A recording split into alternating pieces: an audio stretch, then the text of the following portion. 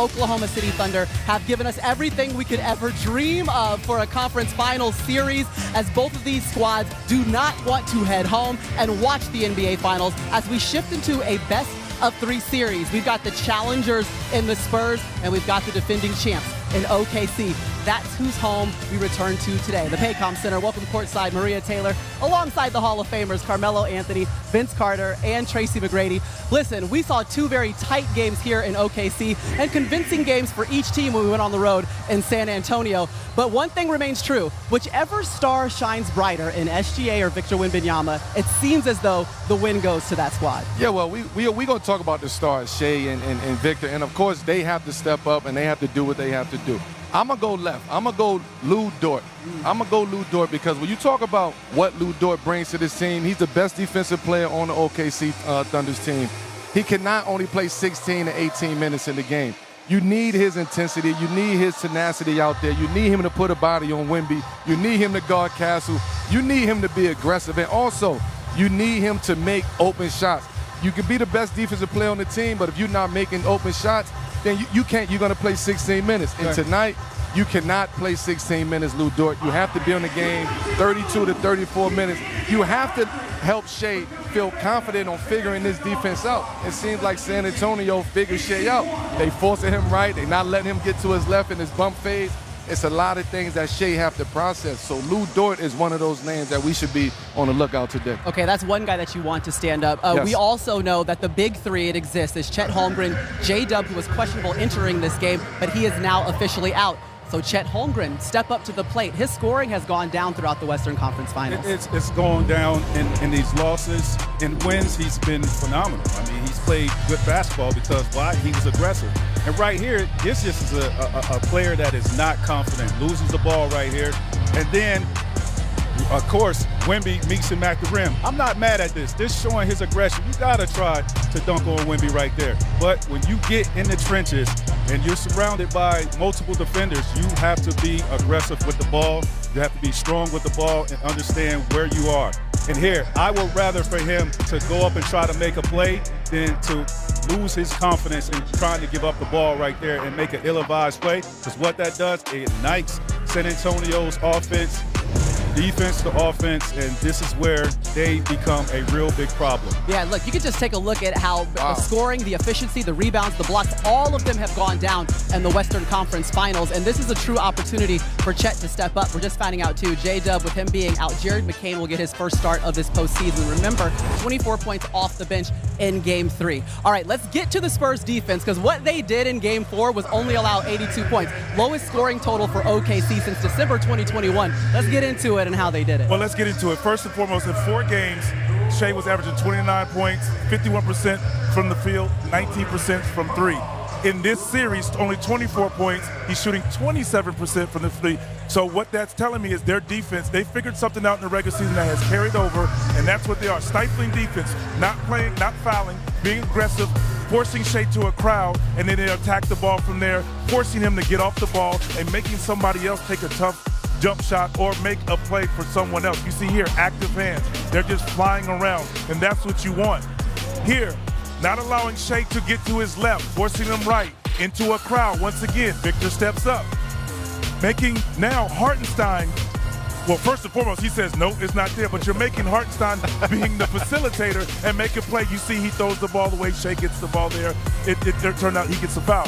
Playing him in a crowd there. 1, 2, 3, 4 guys. He doesn't have the pocket pass. He has to play pass out of the screen. Here, if you notice, De'Aaron Fox is jumping on that left hand, not allowing him to get left. We're going to force you right. You knowing he wants to get to his left, nothing is there. He's forcing the issue. Here, don't play without your hands. Don't foul because he's going to try to bait you. No foul there. You see Stephon Castle has the hands up, ref. I'm not fouling. And that's what they've done. They're making Shea play faster than he wants to, which we haven't seen all year. Sure. 20 turnovers, too, in Game 4. That's the most OKC's had so far this postseason. Alex Caruso held to 0 points. He was the second leading scorer in this series coming into Game 4. So that's a big change. But if you look at that, you're looking at that graphic right there, who is going to be the guy that has to step up and score? You guys tell me. Well, for me, I'm going back to this Game 5 is real pivotal. Phone numbers here. Those are not the Salesian sisters of St. John Bosco. They know the So we talk about how pivotal Game 5 is, and we go down in history. I mean, it's some amazing guys have stepped up and been, the best player on this floor. And I look for Alex Caruso to be that Game 5 for him to enter into NBA lore tonight of having a big game. He's shown before. Game 1 having 31 points and being a guy that relieved a lot of pressure off of Shea, whether it's guarding Wemby, right? Being a disruptor. That's who he is when he comes in the game. It's not just his scoring ability. It's his energy, right? It's very infectious. It's causing havoc on the defensive end. And I look for Alex Caruso to enter into NBA lore tonight. Call him up. I'm going to give you a different name. I'm going to say Jared McCain. Here's another guy that shoots the ball extremely well, plays with confidence, and the one thing he said is when he got here, Shea, amongst everybody else, said, be you, be yourself. And when we see McCain at his best, he knocks down open threes. He also gets in the paint and creates shots for others. I think that is someone we need. Shea needs to create, to take some pressure off of him to help loosen up that double team. He's your guy. And again, back to Shea. I know I said Lou Dort, but back to Shea. To me, the film tells the story. When you go back and watch that film and you break the film down and you watching how they guard you, what are you learning? What are you seeing? What story is that film telling you? Because tonight, you're going to need that. You're going to need to figure that story out quick. You can't wait to the second quarter. Can't wait the third quarter.